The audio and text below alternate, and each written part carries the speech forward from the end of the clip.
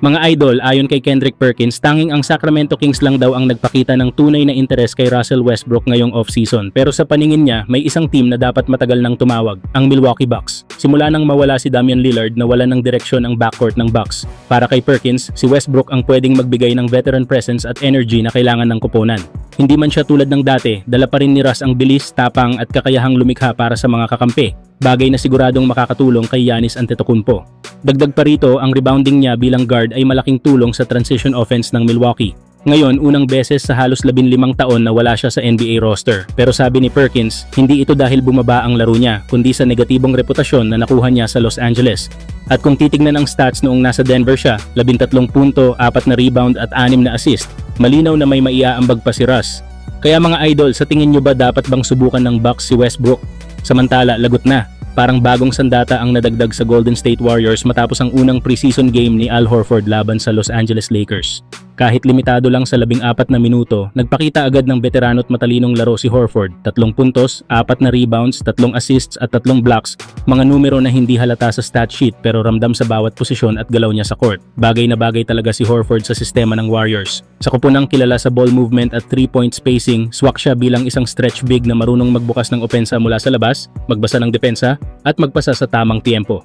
Halatang komportable siya sa sistema ni Steve Kerr at mabilis niyang nakasabay sina Stephen Curry, Jimmy Butler at Draymond Green sa fluid style ng opensa. Kung ikukumpara sa mga nakaraang sentro ng Warriors tulad ni Kevin Looney, ibang-iba ang dimensyong dinadala ni Horford. Si Looney ay hustler at rebounder pero bihirang banta sa perimeter. Si Horford naman may shooting range, court vision at kakayahang mag-facilitate sa high post. Isang kombinasyong matagal nang hinahanap ng Warriors para mas gumanda ang spacing sa loob ng court. Sa edad at karanasan ni Horford, hindi lang siya basta dagdag sa lineup. Isa siyang veteran leader na nagbibigay ng katahimikan at direksyon sa laro. Kung magtutuloy-tuloy ang ganitong klaseng kontribusyon, posibleng siya ang maging tahimik pero mahalagang dahilan kung bakit muling magiging contender ang Golden State. Mukhang lagot nga ang liga dahil sa pagdating ni Al Horford, mas naging matalino, mas versatile at mas delikado ang Warriors ngayong season. Samantala, bukas na magbubukas ang preseason ng Dallas Mavericks at inaasahang sabay na maglalaro sina Anthony Davis at D'Angelo Russell sa kanilang unang laban kontra Oklahoma City Thunder. Maraming fans ang sabik makita kung paano magsasama ang dating Lakers duo sa bagong sistema ng Dallas, lalo na't ito ang unang pagkakataon nilang magsuot ng Mavericks uniform ng magkasama. Sa panig ng Thunder, posibleng hindi pa rin maglaro sina Shai Gilgeous-Alexander at Chet Holmgren dahil madalas ay pinapahinga ng OKC ang kanilang mga star players sa unang bahagi ng preseason. Pero kahit limitado ang rotation ng kalaban, mataas pa rin ang hype sa panig ng Dallas dahil unang pagkakataon ring mapapanood ang rookie sensation na si Cooper Flagg na marami ang nagsasabing future face ng franchise. Samantala, wala pa rin si Kyrie Irving sa lineup habang patuloy na nagpapagaling mula sa kanyang injury kaya inaasahang mas malaking responsibilidad ang hahawakan nina Davis at Russell sa pagbuo ng opensa.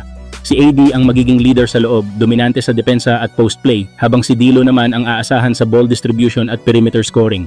Para sa dalawa, ito ay higit pa sa simpleng preseason game. Isa itong pagkakataon para patunayan na kaya nilang mamuno at magtagumpay sa labas ng Los Angeles.